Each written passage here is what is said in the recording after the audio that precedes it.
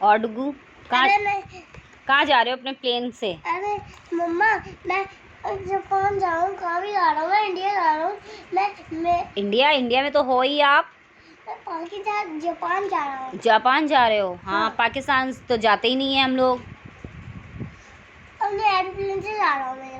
आपका ये अपना पर्सनल प्राइवेट जेट है? हाँ, अभी तो उड़ने ही वाला है जी एरोप्लेन। ओ, सब कच के एरोप्लेन उड़ रहा है। वाह, आपके प्लेन की आवाज तो बिल्कुल प्लेन की तरह ही है। ये एरोप्लेन किसने दिलाया आपको? पापा ने।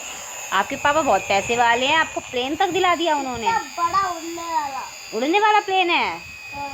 कार भी बहुत है ना। कहाँ? जापान प्लेन से कहाँ कहाँ जाओगे?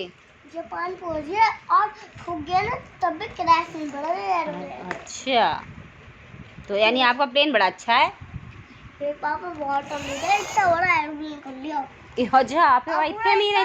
लैम्बोर्गिनी का सियान का घर कर लेंगे।